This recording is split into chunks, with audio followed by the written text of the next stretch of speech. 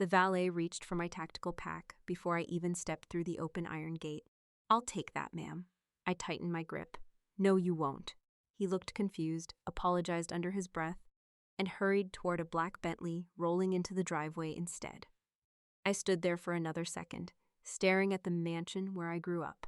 6 months earlier, my helicopter disappeared over hostile territory during a classified rescue mission in the Horn of Africa. We went down hard. The emergency beacon failed. By every public record, Captain Sloan Sterling had simply vanished. The last thing I expected to see when I finally made it home was a party. Music floated across the front lawn. A string quartet played beside the fountain. Caterers carried silver trays through groups of men wearing custom tuxedos and women covered in enough diamonds to finance a small town. The house wasn't mourning, it was celebrating something. That realization settled in before I even took another step. The security guard at the front entrance didn't recognize me. That wasn't surprising. My hair was shorter. My face carried fresh scars. I'd lost almost 20 pounds surviving 6 months with a rescue team that was trying just as hard to stay alive as I was. He smiled politely. "Invitation, please." "I don't have one." "I'm sorry. Tonight is private." "Private." "My own family home." I almost laughed. Instead, I nodded and walked away as if I had made a mistake. Military training teaches you something civilians rarely think about. The front door is usually the worst way into any building.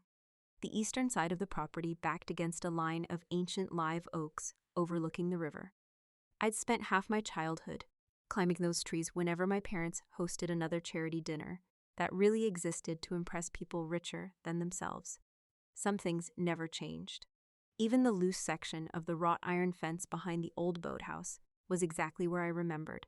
I slipped through without making a sound. The air smelled like cut grass, salt water, expensive perfume, and grilled filet mignon. Someone laughed loud enough to echo across the garden. Not once did I hear anyone speaking quietly about the daughter they believed had died overseas. That bothered me more than I expected. Combat teaches you not to expect dramatic reunions. You learn to accept disappointment before hope. Still, I thought there would at least be pictures, flowers, something. Anything. Instead, I found another valet joking with guests about where to park a Ferrari worth more than my military pension would pay in 10 years. I stayed behind the trees and watched servers refill crystal champagne glasses. One waiter carried a tray of Glenhaven Reserve 28-year scotch. Dad hated spending more than $80 on a bottle. Tonight he was serving something that cost nearly $2,900 each. Business must have improved. Or someone had found another source of money. That thought refused to leave my head. There was something wrong about this entire night. I couldn't explain it yet, but years of reconnaissance had taught me to trust the quiet alarms inside my own mind. When every detail looks normal, look for the one detail everyone wants you to ignore. Mine came 20 seconds later. A massive banner hung across the ballroom entrance. The lights kept reflecting against it, making it difficult to read from where I stood. I moved closer through the hedges. Only part of the lettering became visible. Foundation? For what? I couldn't read the rest without exposing myself. Whatever that banner meant, it had something to do with tonight. And somehow, I already knew it had something to do with me. I stayed low behind a row of trimmed hedges while guests continued arriving. A man wearing a Savannah Harbor Club blazer greeted another guest. "So glad the Sterling family finally has some peace after everything." The other man nodded sympathetically. "They've shown incredible strength." Strength? Interesting choice of words. My mother had always believed appearances mattered more than facts. She used to spend 3 hours arranging flowers before charity luncheons while yelling at the kitchen staff because one napkin wasn't folded correctly. If she wanted people to believe a story, she rehearsed every detail. That memory made the banner bother me even more. The front doors opened again. A photographer hurried backward, snapping pictures. Everyone turned toward the entrance, including me. My mother stepped outside wearing an ivory evening gown that definitely wasn't in her closet the last time I saw her. Around her neck rested a diamond necklace so enormous it looked uncomfortable. She laughed, not politely, not carefully. She threw her head back and laughed the way people do when they don't have a single worry left in the world. A woman beside her raised a champagne glass. Lenore clinked hers against it. Then another. People surrounded her, complimenting her, smiling, telling stories. One guest even squeezed her hand while saying something that made both of them laugh again. I searched her face. Maybe grief looked different now. Maybe she'd been crying earlier. Maybe… No, there wasn't a trace. No swollen eyes. No forced smile. No exhaustion. Nothing. The woman raising vintage champagne beneath the lights looked happier than I had seen her in years. I stayed hidden beneath the old oak trees while my own mother celebrated in the same house, where she'd once told me, family always comes before business. For the first time since surviving that helicopter crash, I felt something far colder than fear. Someone inside this mansion had built an entire new reality during the 6 months I was gone. And judging by the smiles on every face around those champagne glasses, my return was about to destroy it. The answer was somewhere inside that house, and before this night was over, I intended to find it. That single banner, the celebration, and the strange confidence on my mother's face were pieces of the same puzzle. And I wasn't leaving Savannah until I uncovered exactly what they had buried beneath my name. I kept moving before anyone had a chance to notice the figure standing beneath the oak trees. The guest house above the old boathouse hadn't changed much since I left. My parents rarely came near it unless they had relatives staying for the holidays. And even then, they complained. The stairs were too narrow and the view wasn't impressive enough. That made it the safest place on the property for someone who didn't officially exist anymore. The brass key was still taped beneath the third railing post exactly where I'd hidden it years ago after locking myself out one summer. Some habits outlive entire careers. The door opened with the same soft creak I remembered. Everything inside smelled like cedar, old books, and furniture polish. A white sheet still covered the sofa. Dust rested on the windowsill, which told me nobody had been living here recently. Good. I locked the door behind me. My tactical pack landed beside the desk. Most people assumed soldiers carried nothing but weapons.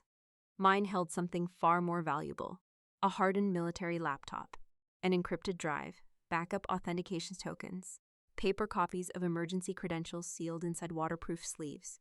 Before every classified deployment, we prepared for the possibility that official systems would fail us. Tonight, I was grateful someone had drilled that habit into me. The laptop came alive after a fingerprint scan. No network. Expected. I connected the portable satellite modem that had traveled halfway around the world inside my pack. 38 seconds later, the secure connection stabilized. I started with military casualty records. Nothing. That wasn't unusual. Classified operations often lagged behind public reporting. Next came state public records, property ownership, tax filings, corporate registrations. Everything looked normal until I searched my own name, Sloan Elizabeth Sterling. The first result stopped me cold. Status: DCID. I read it again. Then a third time. No change. According to the state of Georgia, I was dead. My heartbeat stayed steady. People think military training removes emotion. It doesn't. It simply teaches you not to let emotion decide your next move. I opened the supporting documents. Certificate of Death in Action. Filed. Approved. Recorded. The issue date caught my attention immediately. 4 weeks after our helicopter disappeared. 4 weeks. That wasn't just unusual. It was impossible. When service members disappear during combat operations, there are procedures, investigations, missing status reviews, identity verification. Military casualty assistance officers don't simply skip half the process because someone's family wants closure. Someone had accelerated this. I opened another file, supporting identification, dental records. I leaned closer to the screen. Those weren't mine. They looked convincing. Correct military format, correct clinic, correct provider signature. But I knew my own dental history better than anyone forging paperwork ever could. The chart listed a crown on tooth number 19. I'd never had one. Instead, I'd received a ceramic restoration on 18 after a training accident at Fort Campbell almost 9 years earlier. Small mistake. Huge consequence. Whoever assembled these documents had access to military templates, but not my actual treatment records. That meant forgery, professional forgery. I saved copies onto an encrypted drive before continuing. Next came insurance, Alliance Mutual Global, life insurance policy, beneficiary review, claim submitted, claim approved pending final release. Coverage amount, $3,000,000. I sat back slowly. $3 million. Enough to solve a lot of financial problems. Enough to tempt people who believed money fixed everything. Enough to explain the expensive champagne outside. The submission package contained dozens of supporting documents. Letters, affidavits, legal certifications. Most looked prepared by attorneys. Someone had invested serious effort into convincing an insurance company that Captain Sloane Sterling would never be coming home. I followed the digital trail. One document referenced emergency authorization through political channels. Another included expedited verification requests sent to federal offices. Someone had been making phone calls, powerful phone calls. I recognized one name attached to an authorization request, Judge Harold Baines. Dad played golf with him twice every month. Interesting. Another signature belonged to a retired county medical examiner. He'd attended our family Christmas parties for years. Connections, influence, favors, everything fit together too neatly. I kept digging: corporate records, trust accounts, foundation registrations. One newly created nonprofit appeared only 18 days after my death certificate became official. The Sterling Legacy Memorial Foundation.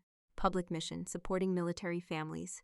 Tax designation approved. Executive Director, Lenore Sterling. Of course. Mom always loved being photographed beside oversized donation checks. The financial disclosures were still incomplete, but one number stood out. Administrative startup allocation, $2,847,500. Almost identical to the insurance proceeds after legal fees. I didn't need forensic accountants to understand what I was looking at. Someone intended to move insurance money into a charitable organization carrying my name. Whether it ever reached military families was another question entirely. My stomach tightened, not because of the fraud, because I realized something much worse. Nobody inside that mansion expected me to walk back through the front door. They hadn't prepared for mistakes because they believed there would never be anyone left to challenge them. Confidence creates sloppy criminals. I opened the final attachment, insurance completed payout request. Every required signature occupied the last page. Claim administrator, witness, legal counsel, beneficiary. Then my eyes stopped. Lenore Sterling. Her signature curved across the paper in dark blue ink. Elegant, confident, perfectly centered. I knew every letter. She had signed every permission slip when I was growing up. Every school form, every birthday card. Every Mother's Day note she'd asked me to mail for my grandmother because her wrist hurt. There was no doubt this was hers. My eyes drifted upward to the date. 28 days after my helicopter disappeared. 28 days. Before any legitimate military declaration could have reached that conclusion. Before anyone could honestly know whether I was alive. She hadn't waited for certainty. She had signed anyway. I reached over, connected the small travel printer from my pack, and pressed one button. The machine hummed quietly, one page, then another. The final insurance certification slid into the output tray. I picked it up carefully, holding the paper by its edges as though it were evidence at a crime scene. Because that's exactly what it was. Outside, I could still hear distant laughter from the Gala. Crystal glasses clinked together. Someone applauded. A violin climbed into another cheerful melody. Inside the quiet guest house, I stared at my mother's signature until the truth became impossible to soften. My parents hadn't mourned me. They had processed me. Somewhere between the helicopter crash and tonight's celebration, my life had been reduced to a claim number, a balance sheet, and a $3 million transaction. I folded the document once, slipped it into a waterproof evidence sleeve, and set it beside my service credentials. From that moment on, I wasn't walking through my childhood home as a daughter hoping for answers. I was walking in as the only living witness to a fraud built on my own death. I slipped the insurance claim into my pack, zipped it shut, and headed back toward the mansion before I could talk myself into believing there had to be another explanation. There wasn't. People don't accidentally forge military records. They don't accidentally convince an insurance company to release $3 million. And they definitely don't accidentally sign paperwork declaring their daughter dead 4 weeks after she disappears. I stayed off the stone walkways and crossed behind the hedges until I reached the row of French doors facing the grand ballroom. The curtains were tied back. From where I stood, I could see almost the entire room without anyone seeing me. Crystal chandeliers reflected off polished marble floors. At least 300 guests filled the ballroom. I recognized local judges, shipping executives, bankers, city council members, and half the board of the Savannah Maritime Association. Dad hadn't invited friends. He'd invited witnesses.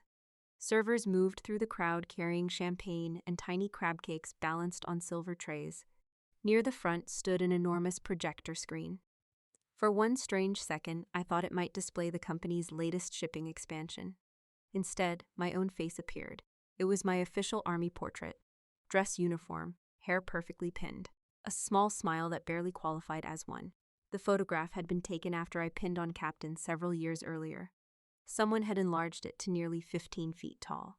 Below it hung a banner, the Sterling Legacy Memorial Foundation, serving military families through honor. I almost laughed. If irony made noise, that ballroom would have exploded. The string quartet stopped playing. The room settled into polite silence. My father stepped onto the stage first. His tuxedo probably cost more than my first pickup truck. He tapped the microphone. "Thank you all for joining us tonight." Applause. He smiled with practiced humility. "Our family has experienced unimaginable loss." A woman in the front row reached for a tissue before he had even finished the sentence. Professional audience. Professional performance. Dad continued. "My daughter served this nation with courage few of us will ever understand."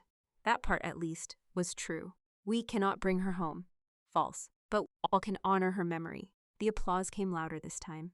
He welcomed my mother to the stage. Lenore walked forward slowly. She wore a black evening gown tailored perfectly enough to belong on a magazine cover. Around her neck rested the diamond collar I'd noticed outside. From this distance, I could see it clearly. Large, flawless stones wrapped almost completely around her neck. That wasn't family jewelry. Mom believed heirlooms should stay in a safe.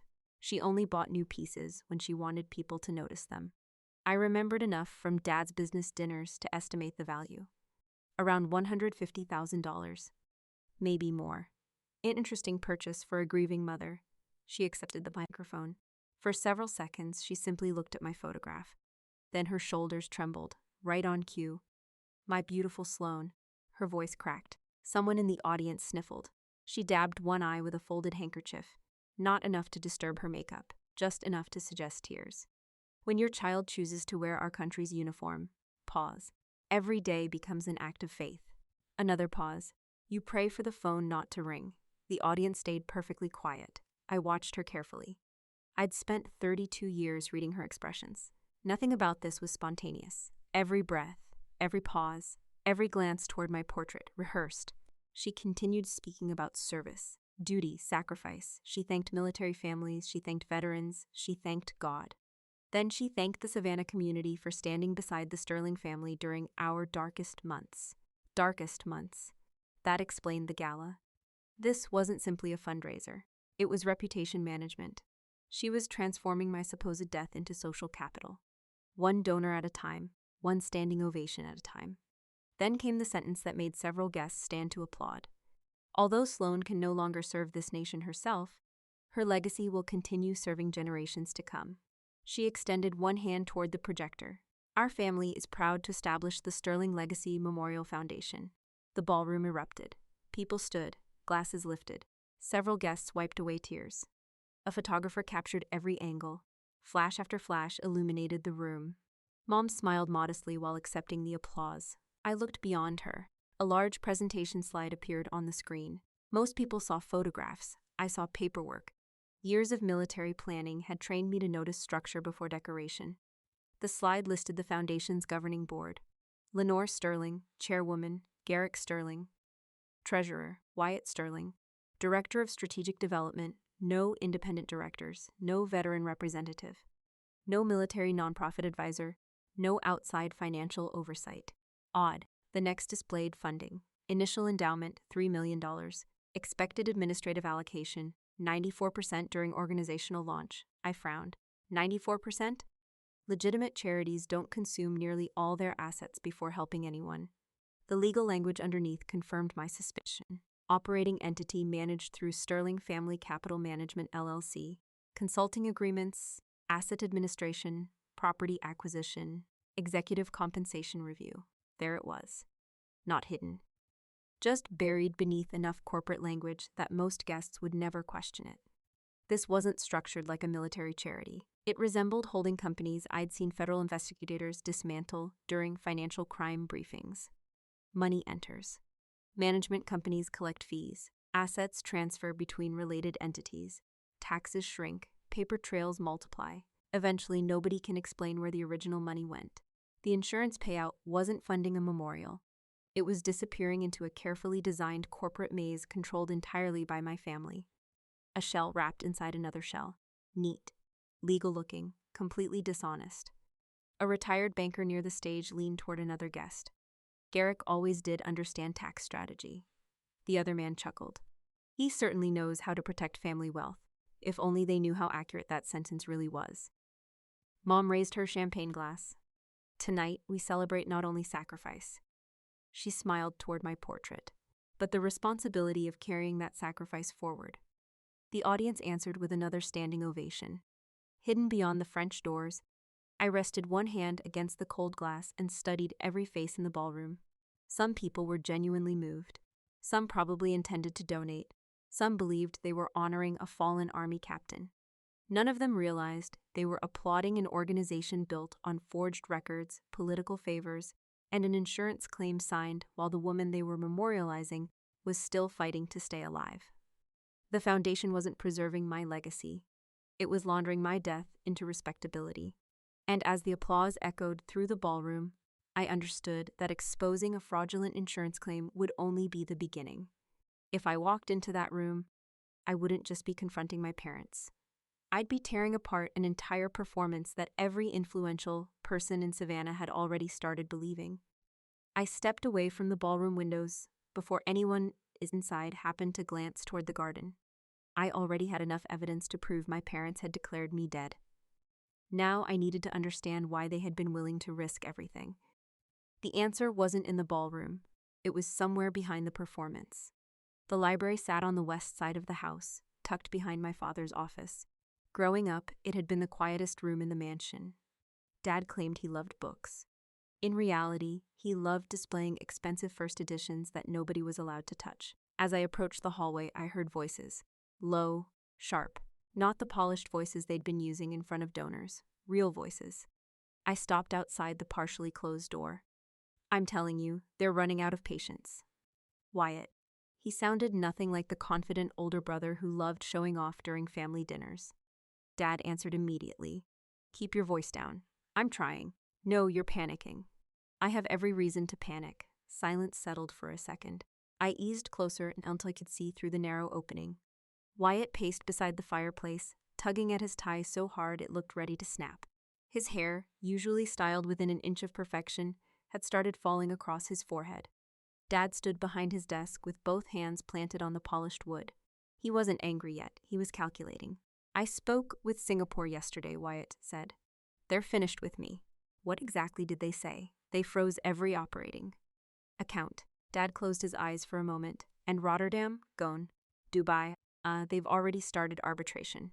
Another long silence. I'd never seen Wyatt look genuinely frightened before. As kids, he'd always been the favorite. When he crashed Dad's vintage sailboat at 19, it became an unfortunate learning experience. When I broke a kitchen window throwing baseballs with neighborhood kids, I spent 2 months paying for the replacement. Different standards.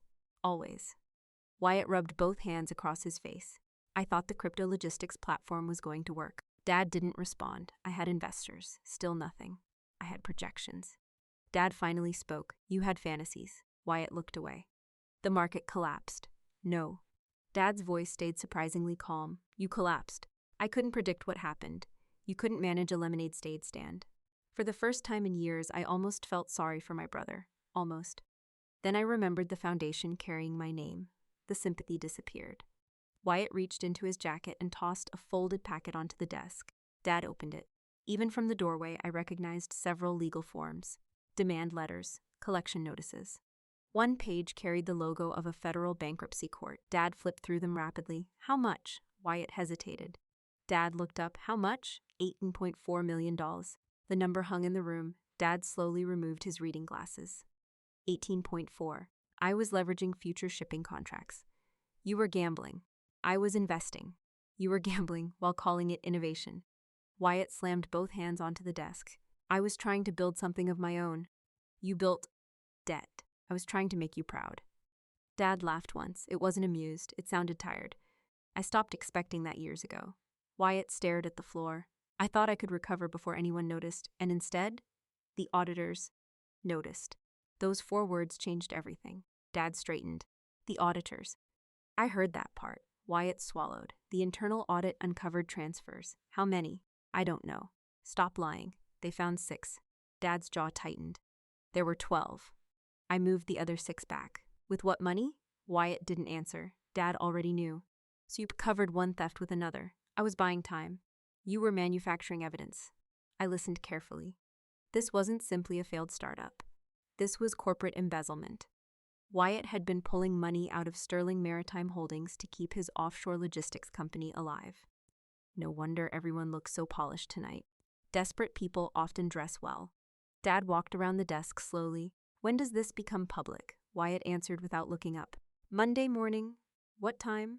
The board meets at 9. And federal investigators? They already requested financial records. Dad nodded once. So we have less than 48 hours, maybe less. And Alliance Mutual? They said the insurance funds should clear immediately after tonight's ceremony. There it was, the missing piece. The $3 million insurance payout wasn't just greed. It was emergency cash. Money they hoped would patch enough holes to delay an investigation.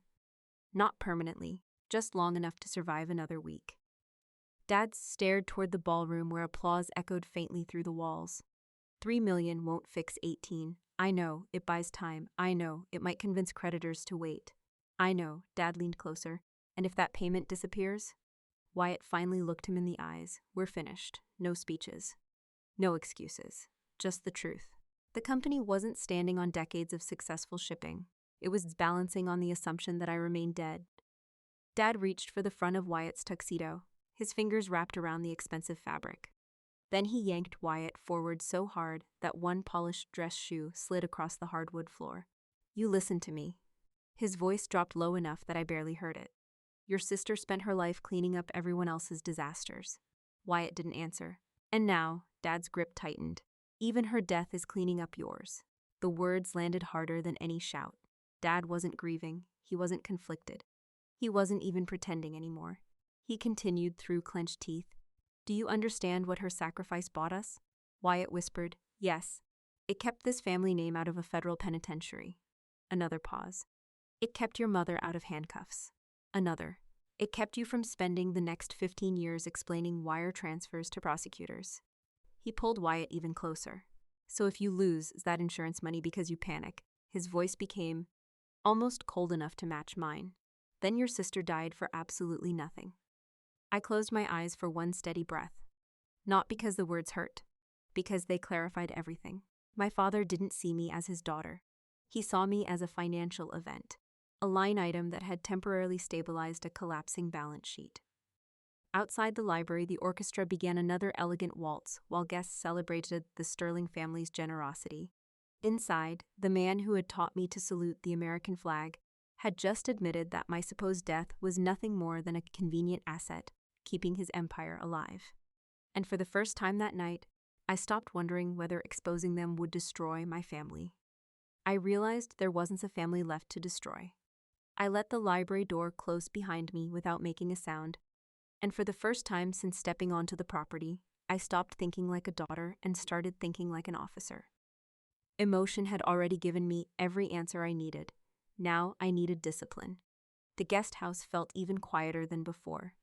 The distant music from the Gala drifted across the river, muffled enough to sound unreal. I locked the door again and placed my tactical pack on the bed.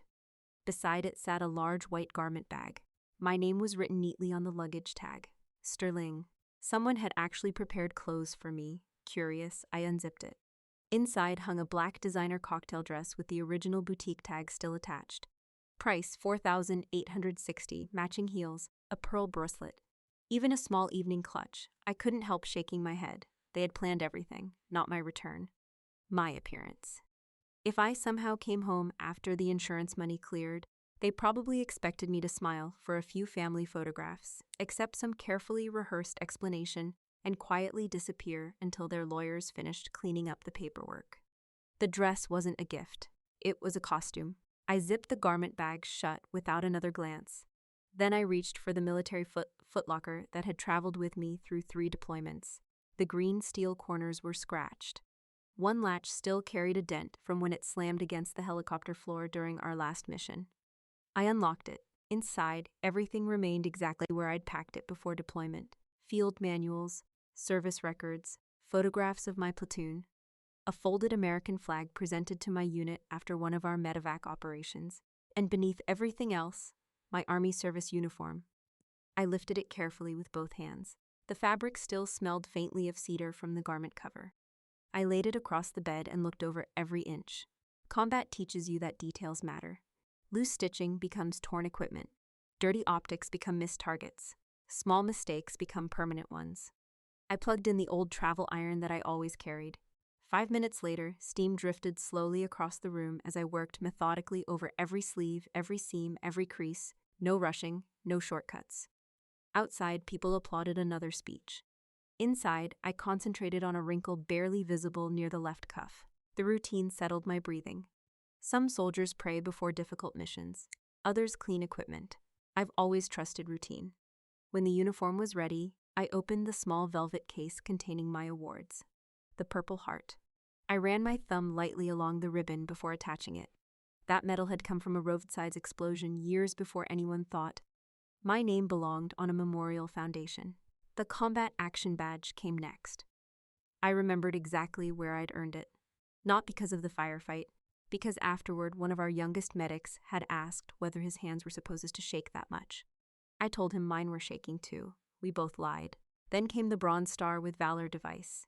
People who had never served often stared at it with curiosity. They imagined dramatic movie scenes. They never imagined what actually stayed with you. The silence after rotor blades stopped. The empty seat inside an aircraft. The names you still remembered years later. Awards don't erase those memories. They simply remind you that someone else saw what happened. I fastened the final pin and stepped back. The uniform looked complete, professional, uncomplicated, honest. More honest than anything happening inside the mansion. I changed slowly. Every button, every clasp, every insignia went exactly where Army regulations required. When I finished, I checked everything again. Then, once more, old habits. My phone vibrated once. No signal from the military network, only local service. A news notification flashed across the screen. Sterling family hosts military memorial gala supporting veterans. I opened the article. A photograph filled the display. My mother smiling beneath my portrait. My father shaking hands with city officials. The caption praised their commitment to honoring America's fallen heroes. I laughed quietly. Not because it was funny. Because the reporter had unknowingly photographed one of the biggest frauds in Savannah. I took a screenshot and saved it with the insurance documents. Evidence came in many forms. I checked my watch. Still time. Enough to observe. Enough to choose the right moment. Never rush an objective simply because you're angry. That lesson had kept people alive overseas. It could keep me focused here. I slipped the evidence folder into the inside pocket of my uniform. The printed insurance claim fit perfectly. Then I added the forged dental records, foundation registration, corporate filings. Everything stayed flat against my chest, almost symbolic. Their lies were literally resting over the medals I'd earned. As I adjusted my jacket, something caught my attention. The small leather notebook tucked into the footlocker. My deployment notebook. I flipped through pages filled with coordinates, supply counts, and medical reminders until I reached the final entry before our helicopter crashed. One sentence. Bring everyone home if you can. No signature, no speech. Just a reminder I'd written to myself. I closed the notebook. Tonight, bringing everyone home wasn't possible, but bringing the truth home was. Before leaving, I switched off every light except the lamp near the window. From outside, the room would appear occupied but quiet. One more habit learned during reconnaissance. Small misdirection often buys valuable minutes. I walked toward the window overlooking the garden. The glass reflected someone I hadn't seen in months. Not the exhausted survivor who had stumbled out of hostile territory. Not the daughter searching for an explanation. An Army captain stood in front of me, uniform pressed, Purple Heart aligned perfectly. Combat Action Badge centered. Bronze Star with Valor catching the soft light from the lamp. My face carried fresh scars my parents had never seen. My eyes carried something they wouldn't recognize either. Acceptance. There would be no emotional argument tonight. No pleading. No desperate attempt to repair a family that had already traded me for a financial transaction. I studied my reflection one final time until every trace of hesitation disappeared behind the calm discipline the army had spent years teaching me. The woman looking back wasn't preparing for revenge. She was preparing for one final reconnaissance mission inside the only battlefield that had ever asked her to salute people who never deserved it. As I reached for the doorknob, one thought crossed my mind. What was about to happen was unbelievable on its own, but it reminded me of another family deception we've covered before. If you're watching between minutes 45 and 55, keep an eye on the top right corner of your screen. You'll see that story waiting there, and you'll understand why these betrayals often follow the same pattern. I closed the guest house door behind me without making a sound and headed toward the mansion through the narrow stone path that cut across the rose garden. The orchestra inside had started another piece. Laughter drifted through the open ballroom windows. Somewhere near the fountain, someone proposed another toast, and a wave of applause rolled across the lawn. I kept walking. The evidence folder rested inside my uniform jacket. Every step felt steady. Not rushed, not hesitant. About halfway to the main house, I heard heels striking the stone walkway. Fast, uneven. Someone wasn't strolling through the garden. Someone was looking for privacy. I stepped behind a row of tall rose bushes, just as the figure rounded the corner. My mother. Lenore held a champagne flute in one hand while the other clutched her phone. Her smile was gone. She looked irritated, probably escaping another donor who wanted 10 more minutes of conversation. She stopped to answer a text. The screen lit her face. She sighed. I swear, if Clayton delays that presentation another. She looked up. Our eyes met. The champagne glass slipped from her fingers. It shattered across the stone path. For nearly 5 full seconds, neither of us moved. Every trace of color disappeared from her face. Her lips parted, but nothing came out. She took one slow step backward. No, another step. No, she shook her head. This isn't. Her breathing became shallow. I buried you. The words landed harder than she probably intended. Not I missed you. Not you're alive. I buried you. I answered quietly. No, you. Her voice trembled. They identified paperwork. Gornfrom. She stared without blinking. You can't be here. I am. This isn't possible. It seems possible enough. She backed into the iron garden bench. One hand grabbed the edge to steady herself. Her eyes never left mine. You, she swallowed. You're dead. I had a different experience. For one unexpected moment, I almost saw the mother I remembered. The frightened woman standing in front of me looked genuinely overwhelmed. Then she reached forward with shaking fingers, almost cautiously, as though she needed proof. Her hand touched my sleeve, then my wrist. Cold skin, solid, real. She jerked her hand away as if she'd touched electricity. The fear vanished. It didn't fade. It disappeared instantly. Something colder replaced it. Calculation. Her breathing slowed. Her shoulders straightened. Her voice returned. Not loving. Not relieved. Sloane. She glanced toward the ballroom. Come over here. I didn't move. She lowered her voice. Not another word. Still nothing from me. She stepped closer instead. You have no idea what's happening. I have a pretty good idea. No. She looked around again to make sure nobody was nearby. You understand pieces. I understand forged records. Her expression hardened. I understand a death certificate. Sloane. I understand $3 million. She flinched. I understand a foundation. Her jaw tightened. And I understand your signature. Silence. The music from inside continued as though nothing unusual was happening 30 yards away. Finally, she exhaled. You accessed the files. Yes, I told your father the guest house should have been cleared. Interesting. Not surprise, not denial. She accepted the evidence almost immediately.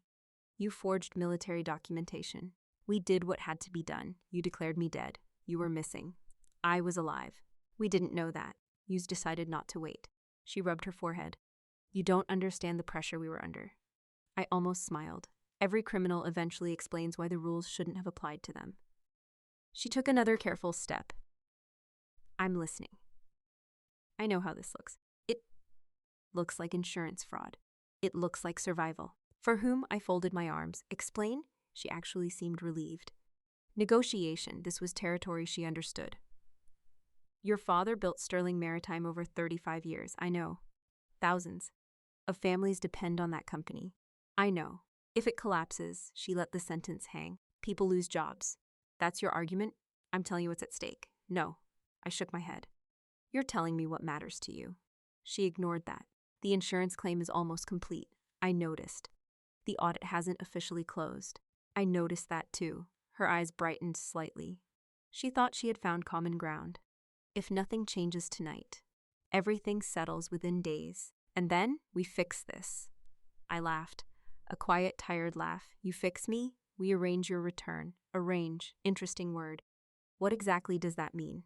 We announced there was a classified mistake. After collecting $3 million, there are legal procedures. For returning from the dead, we have attorneys. I'm sure you do. She stepped even closer until only a few feet separated us. Sloane, her voice softened. You've survived 6 months in impossible conditions.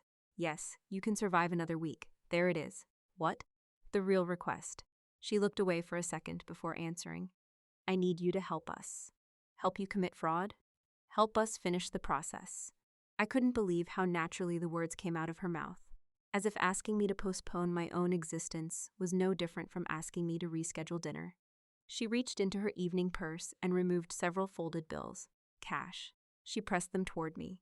There are taxis waiting near the east entrance. I stared at the money. I already booked a room. Of course she had. At the Harbor Crest Motel, I actually recognized it. A roadside motel about 15 minutes away that mostly rented rooms by the week. You want me to hide there? Only temporarily. So your insurance company can finish paying you. It's more complicated than that. No, it really isn't. She pushed the cash closer. Take this, I didn't. I'll call you tomorrow. You don't have my number. We'll find you. You already did. She ignored the comment. Stay there. For how long? Until everything clears. Everything? The audit. She finally whispered the word. The insurance audit. There it was. Was no more pretending, no more speeches about grief, no more patriotic sacrifice, only money. Her eyes locked onto mine with desperate intensity. If you walk into that ballroom tonight, this family will be destroyed. She grabbed my sleeve with surprising strength. So, take a cheap taxi to the Harbor Crest. Stay in the motel. Wait for us to arrange your return. Just not tonight. I looked down at her hand resting on the same uniform she'd publicly honored only an hour earlier. Then I looked back into the eyes of the woman who had chosen paperwork over her own daughter. For the second time that evening, she wasn't asking me to come home. She was asking me to disappear. I let my mother's hand fall away from my sleeve and kept my eyes on hers, waiting to see whether she would finally recognize what she had become. Instead, I heard another pair of footsteps crossing the gravel, steady, deliberate. I didn't need to turn around. Only one person in this family walked like he owned every inch of ground beneath him. Gentlemen are asking where you are, Lenore. Dad stopped halfway down the path. His sentence died before he reached the last word. For the first time that night, Garrick Sterling looked directly at me. His eyes widened, just enough to register surprise. Then they narrowed again. Years ago, I watched him negotiate contracts worth hundreds of millions of dollars from the same expression. He didn't panic. He calculated. Sloane. His voice remained flat. So, I waited. You're alive? I've been trying that for 32 years. He ignored the remark. His attention shifted briefly to my Army service uniform. His gaze paused on the Purple Heart. Then the Bronze Star with valor. Then my face again. Not pride, not relief, assessment. Like he was reevaluating an unexpected business variable. Lenore rushed toward him. Garrick, she knows. I assumed she would. She found the files. I assumed that too. I almost admired the consistency. Nothing surprised him for more than 5 seconds. He folded his hands behind his back. You shouldn't be here. I smiled slightly. I had the impression this used to be my home. Don't. Be clever. I learned from you. His jaw tightened. We don't have time for this. No, we don't. He stepped closer until only a few feet separated us. I need you to listen carefully. I've been listening all evening. You've been reacting emotionally. There it was. The oldest trick in the book. If someone presents inconvenient facts, question their emotional stability. I've reviewed documents because you're traumatized. I've reviewed insurance filings. You've endured severe stress. I've reviewed forged records. Your judgment isn't reliable right now. I almost laughed. You really rehearsed this. He didn't deny it. Instead, he nodded once. 6 months, societal territory changes people. It does. I'm glad you admit that. It changes your tolerance for liars. His face hardened. Sloane. He spoke slowly, as though explaining something to a stubborn child. You are emotionally unstable. Lenore immediately joined in. We've been worried about exactly this, Dad continued. You've experienced unimaginable trauma. I have. So you're making impulsive decisions. No. I'm making documented observations. He ignored the correction. If you walk into that ballroom tonight, he gestured toward the mansion, you won't just embarrass this family. I wasn't aware embarrassment was the primary concern. You'll destroy Sterling Maritime. I looked at him. The company Wyatt robbed? His expression flickered for the first time. You overheard us. I did. He recovered immediately. Thousands of employees depend on this business. They depended on honest accounting too. This isn't about accounting. No, it's about fraud. His voice sharpened. It's about survival. Whose? Our families. I shook my head. My family didn't forge my death certificate. For a brief second, nobody spoke. The orchestra drifted faintly through the garden. Someone inside laughed. The contrast almost felt absurd. Dad changed tactics.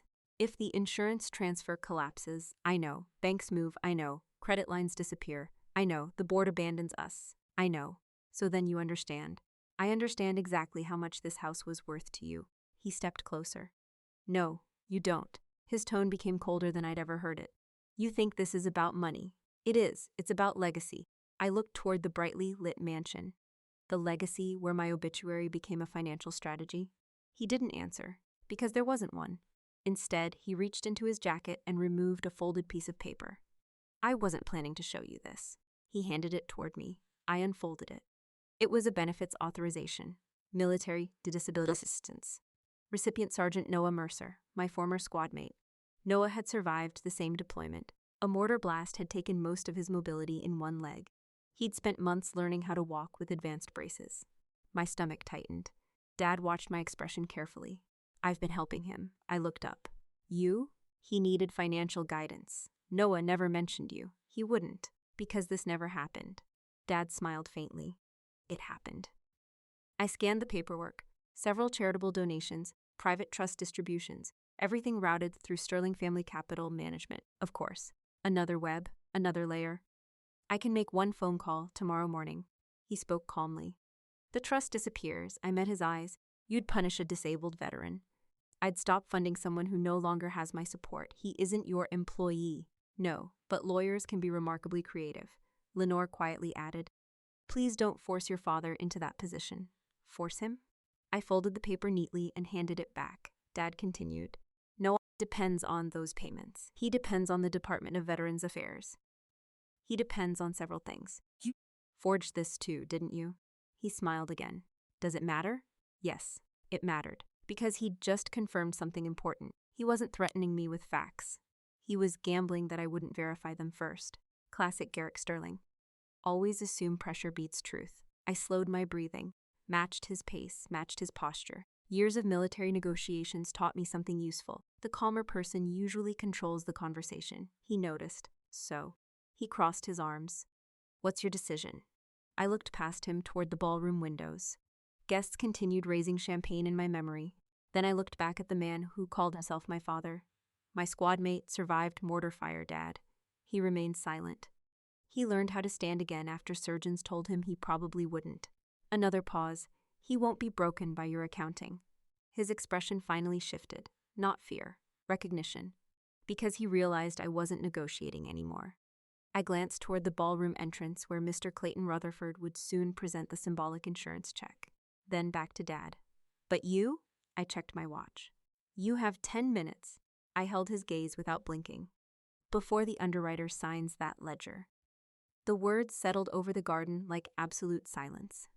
For the first time in my life, Garrick Sterling looked at me and understood that no amount of money, intimidation, or emotional blackmail was going to change what happened next. And for the first time in his life, he realized he was the one running out of time. I lowered my hand from my watch, turned away from my parents, and started walking toward the mansion. Sloan. Dad's voice followed me. I didn't stop. Lenore hurried after me. Please, just think about this. I already did. You'll regret it. I doubt that. The gravel crunched beneath my combat boots with the same steady rhythm I'd heard on military bases across 3 continents. Every step sounded louder now, not because I was walking harder, but because I finally knew where I was going. Behind me, Dad called out again. You are making a catastrophic mistake. I kept walking. You'll destroy everything. No, I answered without looking back. You already did.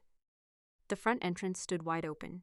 Two valets were helping guests inside while another collected car keys from a couple climbing out of a silver Rolls-Royce.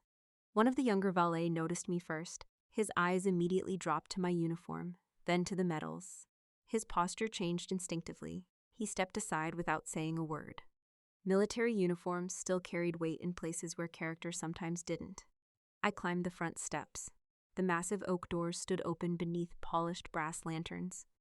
As soon as I crossed the threshold, the sound beneath my boots changed. Gravel disappeared. Imported Italian marble answered each step with a sharp, clean echo. Click, click, click. Every sound bounced off the ceilings and stone walls. A housekeeper arranging flowers near the foyer looked up. The vase almost slipped from her hands. "Captain," she recognized me, not from newspapers, from years of working in this house. She had packed sandwiches into my backpack before high school field trips. She'd secretly mailed homemade cookies to my unit overseas because she knew my mother never would. Tears filled her eyes. I knew. She stopped herself, then quietly whispered, "I knew you weren't gone." I gave her a small nod. "Thank you." It was the first genuine kindness received since arriving home, and it came from someone my parents barely acknowledged existed. The ballroom doors remained open ahead. Warm light spilled into the foyer. I could hear Mr. Clayton Rutherford speaking into the microphone.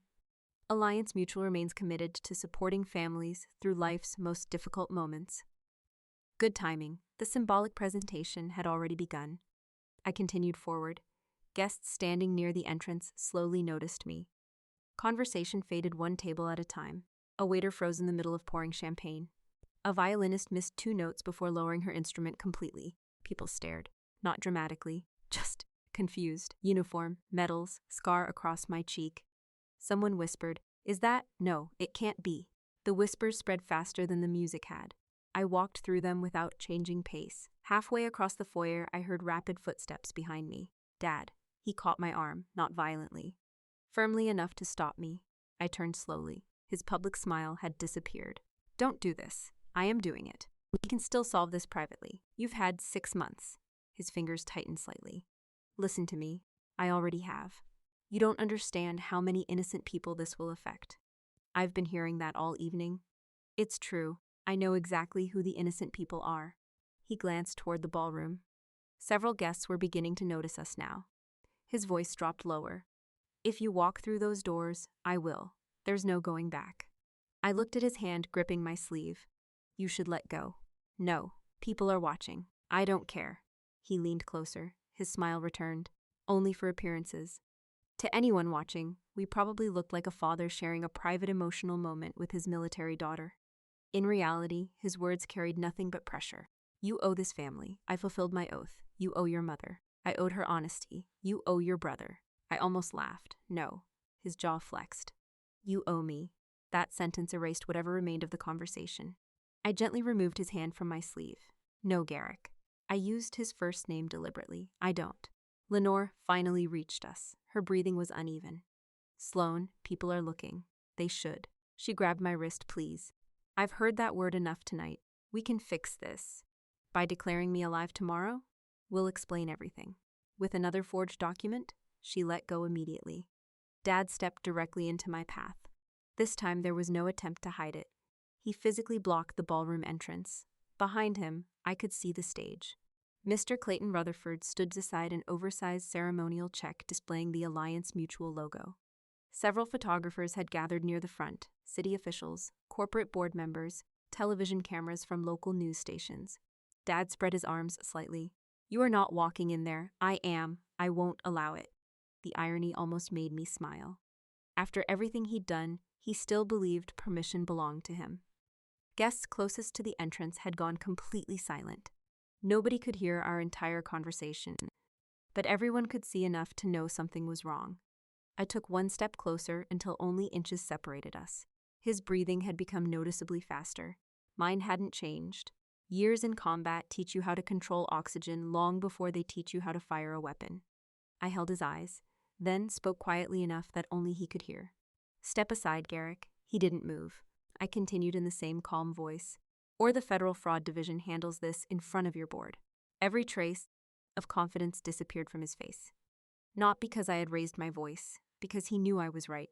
If he stopped me here, if security became involved, if local police arrived. The investigation would begin before the insurance company even had time to leave the property. He looked toward the ballroom, then back at me. For the first time that evening, Garrick Sterling understood that he no longer controlled the next move. After 3 long seconds, he stepped aside. Not out of respect, out of necessity. I walked past him without another word. The echo of my combat boots rolled across the marble foyer toward the ballroom, where nearly 300 members of Savannah's elite were waiting to celebrate the memory of a woman who had just walked back into her own funeral. I stepped through the ballroom doors without slowing down. The hinges gave a low, familiar groan that disappeared almost instantly beneath the last words of Mr. Clayton Rutherford's speech. An Alliance Mutual All is honored to support families whose loved ones have made the ultimate sacrifice. He reached for the oversized ceremonial check resting on the easel beside him.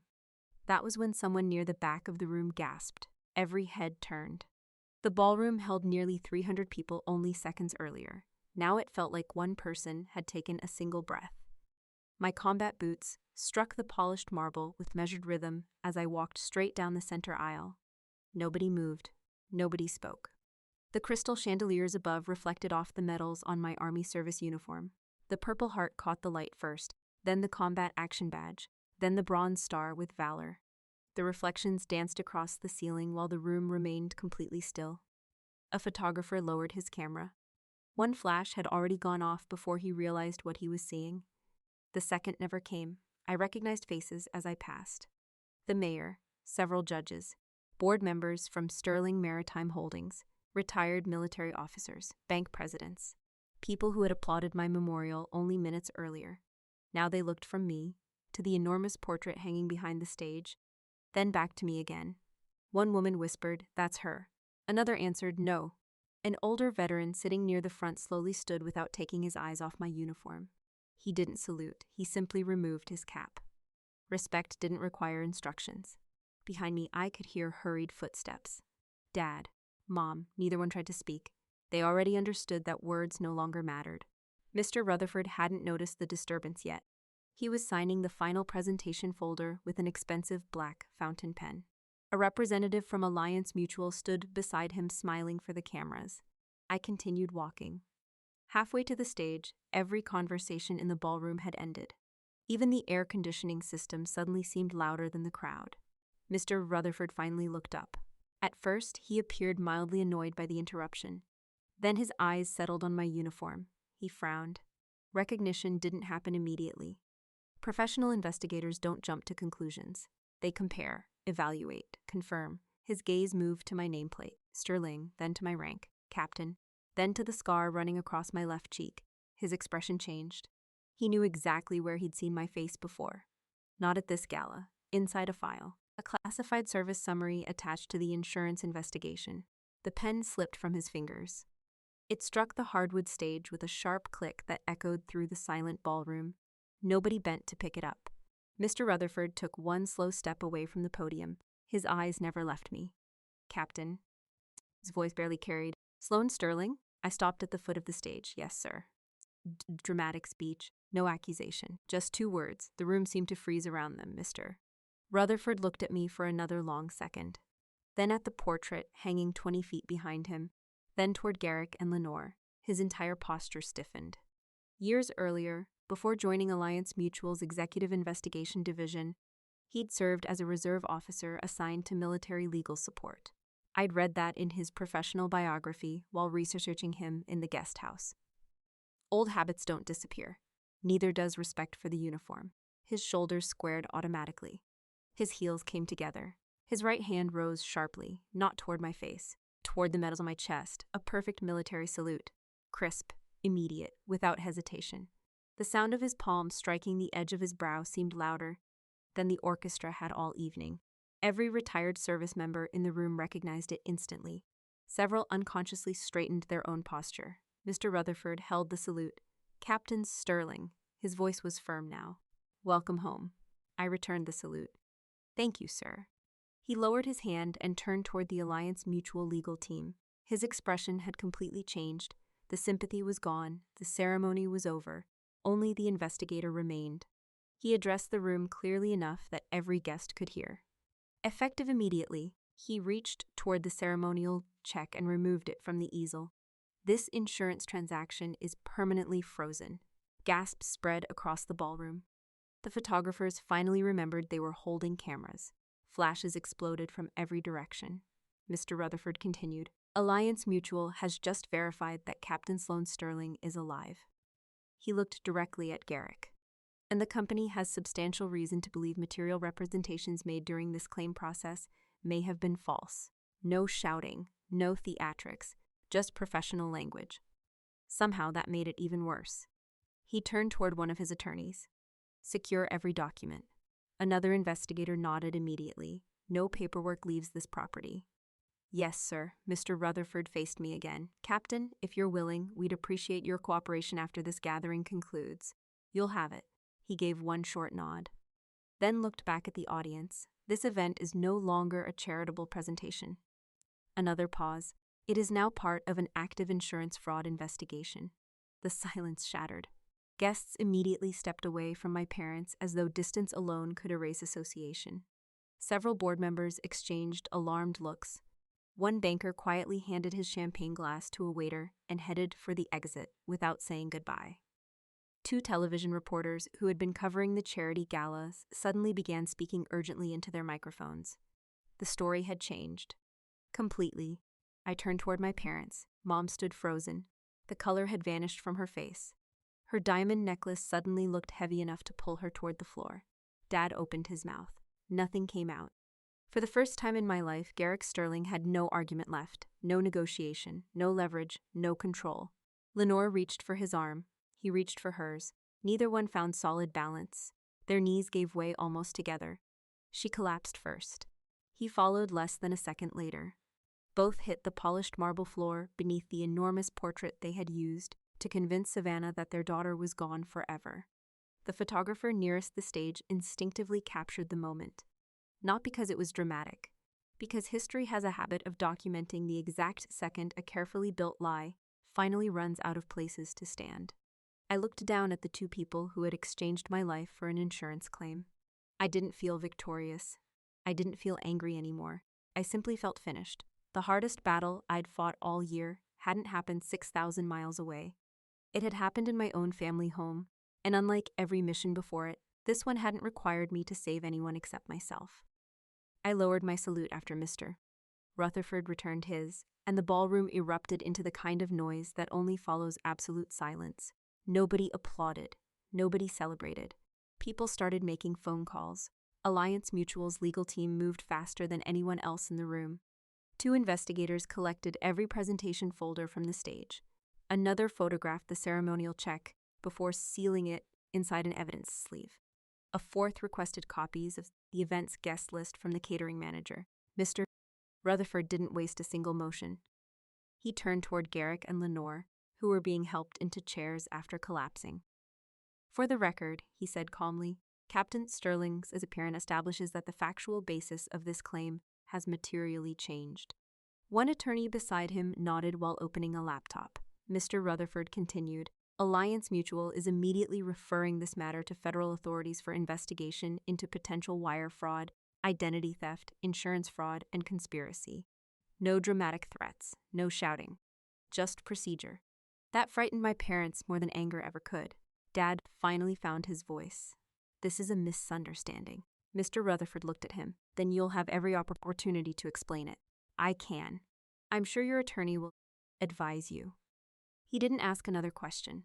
He simply walked away. Professional investigators know when conversations belong in conference rooms instead of ballrooms. Several members of Sterling Maritime's board quietly gathered near one corner of the room. None of them approached Dad. One director removed his Sterling Maritime lapel pin and slipped it into his pocket before leaving. Another shook his head once and followed him. The distance between powerful people grows very quickly when federal investigators appear. Wyatt stood alone near the stage. His phone wouldn't stop vibrating. He answered one call. I know. Another. No, don't liquidate yet. 30 seconds later, another. What do you mean the accounts are frozen? His voice became louder. You can't do that without notifying. The caller hung up. He stared at the phone.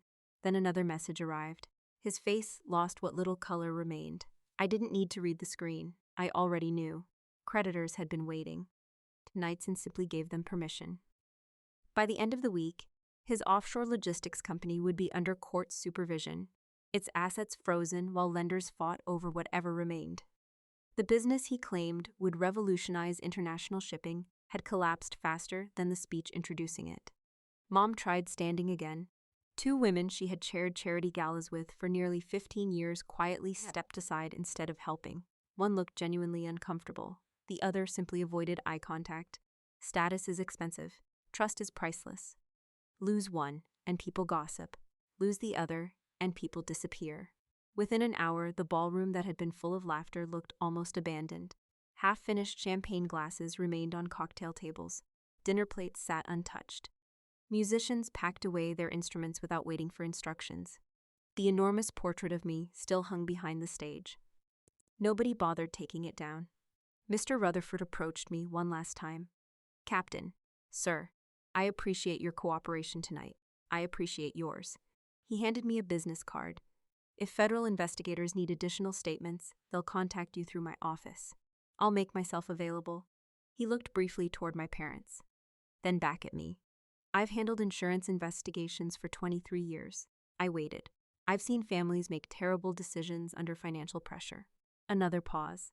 "But I've never seen parents file paperwork like this." Neither had I. He extended his hand. I shook it. "Welcome home. Thank you." This time the words actually meant something. By the time the last investigator left, the mansion had become almost silent. The silence felt familiar, not painful, honest. I returned to the guest house one final time. My duffel bag sat exactly where I'd left it. It took less than 5 minutes to pack. One army uniform, one tactical pack, one deployment notebook. A few photographs of people who had become family by choice instead of blood. That was enough. Funny how little you actually own after spending years moving between military assignments. I carried the bag back outside. No one stopped me. No one asked where I was going. The front doors of the mansion remained open behind me, but I never looked back. Some places stop being home long before you leave them. A government vehicle waited beyond the front gate. My next assignment would take me to Washington, where I had accepted a leadership position overseeing medical readiness for special operations units. New soldiers, new responsibilities. A future that no longer depended on anyone's approval.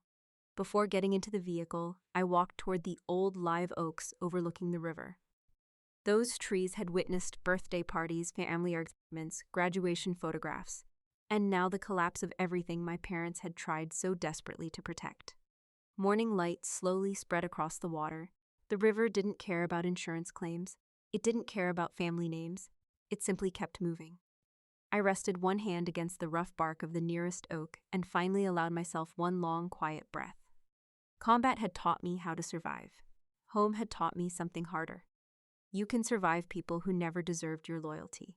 The medals on my chest hadn't changed overnight. Neither had the scars beneath the uniform.